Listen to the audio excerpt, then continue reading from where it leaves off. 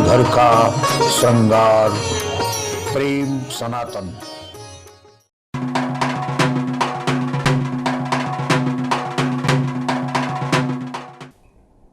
सनातन पृष्ठ सनातन उत्तर के दर्शकों को सनातन प्रणाम। शक्ति का विशाल रूप है माँ दुर्गा। माँ दुर्गा के 9 दुर्गों में अष्टमी बहुत धूमधाम से मनाई जाती है। अष्टमी को विशेष रूप से हवन और पूजा का विधान है, लेकिन हर मास की शुक्ल पक्ष की अष्टमी माँ दुर्गा को समर्पित है। हर मास दुर्गा अष्टमी पे विशेष पूजा का विधान है। इसी दिन अन्नपूर्णा माँ की भी पूजा की जाती है, इसलिए इसको अन्नपूर्णा अष्टमी भी कहते हैं। अष्टमी क्या है, अष्टमी का क्या महत्व है, इसको कैसे मनाना चाहिए, इसकी पूजा का क्या विधि है, क्या विधान है, जानते हैं डॉक्टर अतुल टंडन से। देश का कोई शायद ही ऐसा घर होगा जहाँ दुर्गा जी की पूजा ना होती हो। जय माता की का जयकारा हर जगह गूंजता हुआ सुनाई पड़ता है। लेकिन क्या आप जानते हैं कि ये जो दुर्गा जी का पूजन है, ये सिर्फ नवरात्रों तक सीमित नहीं है। जिस प्रकार नवरात्रों में अष्टमी का विशेष महत्व बताया गया है, उसी प्रकार प्रत्येक मास के शुक्ल पक्ष की अष्टमी तिथि के दिन दुर्गा देवी की विशेष पूजा होती है। इसलिए इसे पंचांगों में दुर्गाष्टमी के रूप में प्रदर्शित किया जाता है। दुर्गाष्टमी का व्रत प्रत्येक परिवार के लिए उपयुक्त है, क्योंकि जहाँ दुर्गा की पूजा, व्रत, उपासना या स्मरण होता है, वहाँ निश्चित रूप से जानिए कि किसी प्रकार से दुर्गति नहीं हो सकती। वहाँ पर सुख समृद्धि का निश्चित रूप से आगमन होता है। ऐसा क्यों? ये रहस्य आप दुर्गा में ही जान लीजिए। दुर्गा अष्टमी में आप जिस मंत्र को जपेंगे वो भी 8 अक्षर का है। ओम ह्रीं दुं दुर्गायै नमः। अष्टमी तिथि है, 8 अक्षर का मंत्र। ओम ह्रीं यानी कि माया बीज, दुं दा के नीचे छोटी की मात्रा अंक के बीच, दुं ये दुर्गा बीज, दुर्गायै नमः।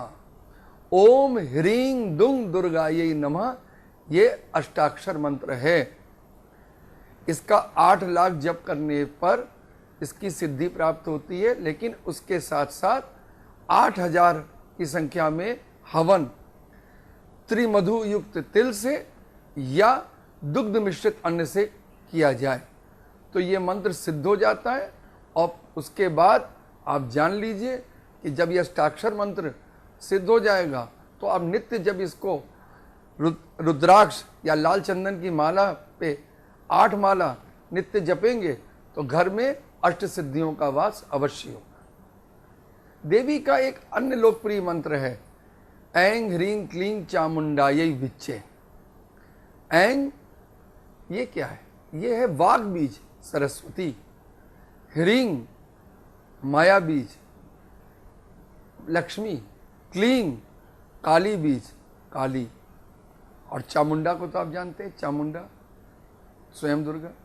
तो आप यहाँ देखेंगे, यहाँ देवी में महाकाली, महालक्ष्मी, माँ सरस्वती तीनों जो स्वरूप हैं, तीनों जब सन्निहित हो गए तब महाशक्तिशाली दुर्गा का अवतरण होता है। तो इस प्रकार ऐं ह्रीं क्लीं चामुंडाय विच्चे ये भी अत्यंत प्रभावशाली मंत्र है। लेकिन मैं देखता हूँ प्रायः कुछ लोग इसमें ओम जोड़ देते हैं। पहले मित्रों, 9 अक्षर मंत्र है, 9 मंत्र के रूप में आप इसका विनियोग और न्यास करते हैं। तो 9 अर्ण का तात्पर्य हुआ 9 अक्षर। वो तभी संभव जब ऐं ह्रीं क्लीं चामुंडाय विच्चे सिर्फ इतना ही बोला जाए। यही 9 अक्षर। ओम लगाएंगे तो 10 अक्षर हो जाएंगे। और 9 दुर्गा नवरात्र से संबंधित है। तो याद रखिए कि यदि अगर आप ऐं ह्रीं क्लीं चामुंडाय विच्चे का जाप कर रहे हैं तो प्रणव के योग की आवश्यकता नहीं है। मैंने अभी तक जितने भी प्राचीन तंत्र ग्रंथ देखे हैं, वहाँ इस 9 मंत्र के उद्धार में कहीं भी प्रणव लगाने का निर्देश प्राप्त नहीं होता दिखा है। यदि किसी को गुरु परंपरा में अगर ओम से जुड़ा हुआ नवाण मंत्र प्राप्त हुआ है तो वो फिर वही जपे, क्योंकि शाक्त साधना में गुरु परंपरा का विशेष महत्व। दुर्गा को प्रसन्न करने के लिए दुर्गा सप्तशती का पाठ किया जाता है। दुर्गा सप्तशती संस्कृत में है। आप सोचिए कि हर व्यक्ति आज की तारीख में संस्कृत भाषा को नहीं जानता है, वो सप्तशती का पाठ पूरे विधि विधान से नहीं कर पाता है, तब उसके मन में ये एक क्षोभ उत्पन्न होता है कि मैं कैसे दुर्गा को प्रसन्न करूं। तो मित्रों, आप जान लीजिए कि दुर्गा सप्तशती यदि आप नहीं पढ़ सकते हैं तो आप सिर्फ दुर्गाष्टमी के दिन सिर्फ दुर्गा दुर्गा मंत्र का उच्चारण करें। आप तो कहेंगे दुर्गा का नाम है, ये दुर्गा जो नाम है ये स्वयं अपने आप में एक महामंत्र है। इसकी व्याख्या में ऋषि लोग कहते हैं दैत्य नाशार्थ वचनो दाकारा परिकीर्ता उकारो विघ्न नाश से वाचको वेद सम्मता रेफो रोगग्न वचनो गश पापग्न वाचका भय शत्रुघ्न वचन चकारा परिकीर्ता। दुर्गा में जो दा है वो दैत्यों को नाश करने वाली महाशक्ति दुर्गा स्वयं है। ऊ जो है वो विघ्नों को नाश करने वाला है। रेफो रोगग्न वचन, ऊपर रेफ यानी रा की जो मात्रा है वो रोगों को नाश करने वाली है। और गा जो है गश पापग्न वाचका, जो पापों का नाश करने वाली शक्ति है वो गा में समाहित है। और बड़े आ की मात्रा में भय और शत्रुओं का नाश करने वाली शक्ति सन्निहित है। तो आप देखिए कि दुर्गा जो शब्द है, दुर्गा देवी को जो एक नाम के रूप में आप समझते हैं, ये अपने आप में महामंत्र है। और इनके ये जो 5 अलग अलग तत्व हैं, इसमें पंचदेवों की शक्ति भी समाहित है। तो याद रखिए ये जो दुर्गा नाम है ये अपने आप में महामंत्र है। कलयुग में इससे सिद्ध सरल सुगम कोई उपाय नहीं है। रुद्रयामल तंत्र में भगवान शंकर स्वयं कहते हैं, जब ऋषियों ने उनसे पूछा कि प्रभु आपने समाधि जब ली तो आपने क्या देखा, तो बोले भूतानी दुर्गा भुवनानी दुर्गा स्त्रियों नरशापी पशुष्य दुर्गा यद यदि दृश्यम खलु सैव दुर्गा। हे ऋषियों, मैंने जहां जहां भी मेरी दृष्टि गई वहां वहां मुझे समस्त कण कण में दुर्गा दुर्गा का ही उच्चारण स्पंदन दिखा है। इसके लिए रुद्रयामल तंत्र में पूरा कल्प मिलता है और वहां कहा गया है विद्यार्थी लभते विद्याम धनार्थी लभते धनम। अगर कोई विद्यार्थी है और वो दुर्गा दुर्गा मंत्र का उच्चारण करता है तो उसे विद्याओं की प्राप्ति होगी। जो धन की कामना के लिए इसका जप करेगा उसे अभीष्ट धन प्राप्त होगा। और जो मोक्ष यानी देवी का सामीप्य और सानिध्य चाहता है, मोक्षार्थी लभते गतिम, वो जो मोक्ष की कामना करने वाले उनको सद्गति प्राप्त होगी। ये जो दुर्गा दुर्गा मंत्र है, आप इसे लाल चंदन की माला पे जपें या रुद्राक्ष की माला पे जपें, और अगर किसी प्रकार न जप सकें तो आप निरंतर हर स्थिति में इसका उच्चारण करते रहें, दुर्गा दुर्गा दुर्गा दुर्गा दुर्गा दुर्गा दुर्गा दुर्गा दुर्गा दुर्गा। जान लीजिए सतयुग में 2 करोड़ जप हो जाने पर इसका फल सामने आ जाता था, लेकिन अब कलयुग चल रहा है। कलौ चतुर्गुणा प्रोक्तम, कलयुग में 4 गुना यानी 8 करोड़ जप करने पर यह मंत्र सिद्ध हो जाता है। 8 करोड़ की संख्या आपको बहुत बड़ी दिख रही है, लेकिन दुर्गा दुर्गा दुर्गा दुर्गा दुर्गा, अब इतनी जल्दी ये मंत्र चलता है कि आप गिनती नहीं कर पाएंगे, उससे ज्यादा तेज चलेगा। तो 8 करोड़ कब पूर्ण हो जाएंगे आपको पता ही नहीं चलेगा। इसलिए आप जब दुर्गाष्टमी का व्रत करें तो उस दिन से दुर्गा दुर्गा दुर्गा दुर्गा दुर्गा का जप प्रारंभ कर दें, माता के सामने अखंड ज्योति जलाएं और पूरी रात्रि यदि जग कर सिर्फ दुर्गा दुर्गा दुर्गा का उच्चारण करें, और ऐसा प्रत्येक दुर्गाष्टमी की रात्रि में करेंगे तो ये जान लीजिए कि आपके समस्त संकट दूर होंगे और माता की कृपा आप पर निश्चित रूप से होगी। देवी की पूजा के विधान में यह है कि आप उस दिन यदि संभव हो तो हलवा बनाएं और माता के लिए अच्छे अच्छे व्यंजन बनाएं और उन व्यंजनों से माता को भोग लगाएं और कन्याओं को जिमाएं। मित्रों, जान लीजिए कि कन्याएं देवी का प्रतिरूप हैं और कन्या के पूजन के बिना देवी पूजन पूर्ण नहीं होता है।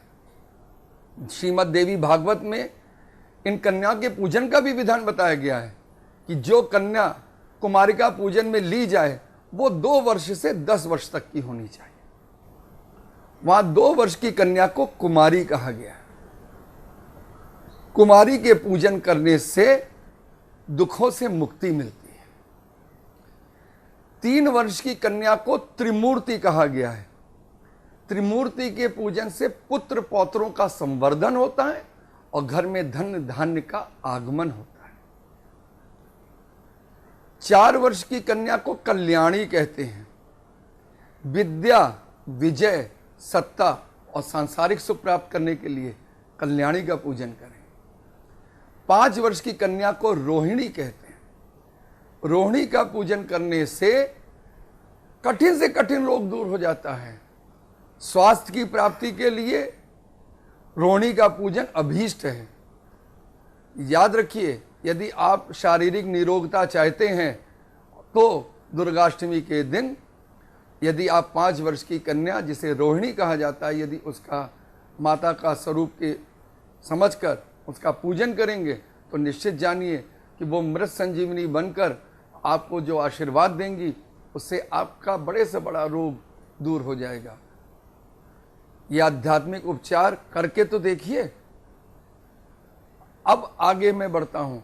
और 6 वर्ष की कन्या, 6 वर्ष की कन्या जो है उसे कालिका कहते हैं। कालिका जो है उसके पूजन से शत्रुओं पर विजय प्राप्त होती है।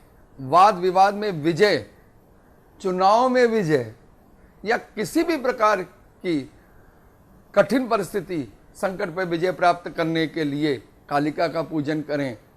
6 वर्ष की जो कन्या है ये कालिका आपके अभीष्ट को पूर्ण करेगी।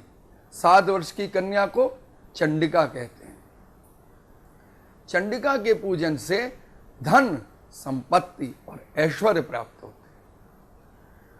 अभीष्ट कार्य की सिद्धि होती है।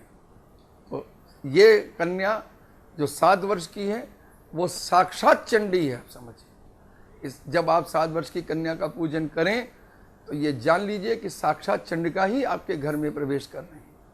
जब ऐसी भावना रखकर आप उसका पूजन करेंगे तो आपको उसका तुरंत फल प्राप्त होगा। 8 वर्ष की कन्या, 8 वर्ष की कन्या को शांभवी कहते हैं।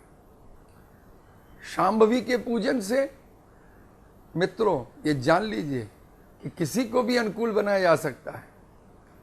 जो लोग वशीकरण करना चाहते हैं उनके लिए शांभवी का पूजन अभीष्ट है। लेकिन बात यहाँ तक ही सीमित नहीं है। शांभवी के पूजन से तो 7 जन्मों की चली आ रही दरिद्रता भी नष्ट हो जाती है। यदि कुंडली में किसी भी प्रकार का दरिद्रता वाला योग हो तो उसको नष्ट करने के लिए 8 वर्ष की इस कन्या का पूजन करें। इसके पूजन करने से आपके घर में निश्चित जानिए सुख समृद्धि का आगमन होगा और दुख और दरिद्रता का निवारण होगा। अब आते हैं 9 वर्ष की कन्या। 9 वर्ष की कन्या को दुर्गा कहा जाता है। तो वो तो साक्षात दुर्गा मैया है। दुर्गा, दुर्गति दुर्गा, दुर्गा तो दुर्गति को दूर ही कर देती है। कोई भी समस्या हो, कैसा भी कठिन से कठिन कार्य हो, दुर्गा की कृपा से पूर्ण हो जाता है। असाध्य भी साध्य हो जाता है दुर्गा के पूजन से। दुर्गाष्टमी और दुर्गा का पूजन प्रत्यक्ष हो जाता है जब हम 9 वर्ष की कन्या को जिमाते हैं। अब आइए 10 वर्ष की कन्या। 10 वर्ष की कन्या को सुभद्रा कहा गया है। सुभद्रा के पूजन से लोक और परलोक दोनों में सुख प्राप्त होता है। दूसरे शब्दों में आप कह सकते हैं कि भोग और मोक्ष की प्राप्ति होती है। इसलिए यदि हमें अपना अभीष्ट पूर्ण करना है तो दुर्गा देवी को प्रसन्न करने के लिए आवश्यक है हम कन्या का पूजन करें। मित्रों ये जान लीजिए, कन्या के पूजन में एक बालक बटुक के रूप में अवश्य होता है, क्योंकि बटुक जो है वह शिव का प्रतिनिधि बन जाता है और शिव और शक्ति का जब साथ होता है तभी पूजन में पूर्णता आती है। यह भी ध्यान रखने की बात है कि कन्याओं के पूजन में कृपणता ना करें, कंजूसी ना करें। पूरी श्रद्धा और भक्ति भाव से इनकी पूजा करें, उनको भोजन कराएं, वस्त्र दक्षिणा से जो कुछ भी संभव हो उनको संतुष्ट करें और चरण छूकर उनका आशीर्वाद प्राप्त करें। निश्चित जानिए कन्या जाते समय जो आशीर्वाद देगी वो माता की ही वाणी होगी और वो निश्चित रूप से पूर्ण होगा, इसमें कोई संदेह ना रखें। और एक बात और जान लीजिए कि दुर्गा कलयुग में शीघ्र फल देने वाली है। कहा गया कलौ चंडी विनायका, कलयुग में चंडी यानी दुर्गा और गणपति सर्वाधिक शीघ्र फल देने वाले देवता हैं। तो जब आप दुर्गा की उपासना करें तो ये जान लीजिए कि आप निश्चित रूप से दुर्गति से दूर होंगे। दुर्गा की पूजा की दुर्गाष्टमी जो है वो अन्नपूर्णा के भी पूजन की तिथि है। काशी में अन्नपूर्णा जी का जो वास है उससे काशीपुरी का महात्म निरंतर बढ़ता रहा है। अब आप भी चाहेंगे कि मेरे भी घर में धन धान्य की कभी कमी ना हो। आज घर कर्ज की समस्या से सभी लोग परेशान हैं।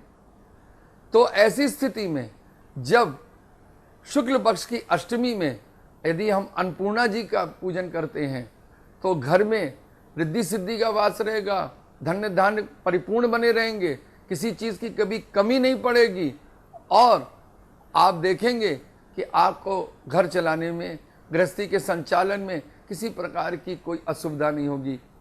अन्नपूर्णा माता का महात्म सिर्फ काशी तक सीमित नहीं है। अन्नपूर्णा का तो मंदिर हर रसोई घर है। जो रसोई घर है जो आपका और जहाँ पे आपने अनाज संग्रहित किए हुए हैं वो भंडार गृह, वो तो अन्नपूर्णा का स्थान है। इसको शुद्ध रखें। आजकल आप लोग रसोई की शुद्धता की तरफ ध्यान नहीं देते हैं। इस कारण बहुत सी घर में समस्याओं का आगमन होने लगा। जब हम रसोई को अन्नपूर्णा का स्थान मान लेंगे और रसोई घर की पवित्रता की तरफ ध्यान देंगे, निश्चित रूप से जानिए कि घर में अन्नपूर्णा जी का वास होगा और हम महाशक्ति की कृपा के पात्र बनेंगे। जगदम्बा माता के रूप में अपने बच्चों का पालन करती हैं। कमी तो हम में होती है कि हम अपनी माता को याद नहीं करते। दुर्गाष्टमी, अन्नपूर्णाष्टमी हमें अपनी माता को पुकारने का, उनसे जुड़ने का जो हमें अवसर देती है, उसे हमें खोना नहीं चाहिए। जय जय माँ दुर्गा। तो ये था घर में सुख, समृद्धि और खुशहाली लाने के लिए माँ दुर्गा को प्रसन्न करने का विधि और विधान। माँ दुर्गा को प्रसन्न करना है तो उनका बड़ा पूजा का तरीका बड़ा आसान है। हर अष्टमी को, शुक्ल पक्ष की अष्टमी को माँ दुर्गा के लिए हम पूजा पाठ कर सकते हैं, उनका जाप कर सकते हैं और उन्हें प्रसन्न कर सकते हैं। और उन्हें पूर्ण रूप से प्रसन्न करना है तो उनके स्वरूप को यानी कि कन्याओं को भोजन कराएं और कन्याओं को भोजन दिल खोल के कराएं, उनको दान दें, उनको प्रसन्न करें। कन्याओं को प्रसन्न करने से हम माँ दुर्गा को आसानी से प्रसन्न कर सकते हैं और घर में सुख संपत्ति ला सकते हैं। आप देखते रहिए हमारा कार्यक्रम। हम फिर मिलेंगे इसी कार्यक्रम और इसी चैनल पे इसी समय। तब तक के लिए सनातन प्रणाम।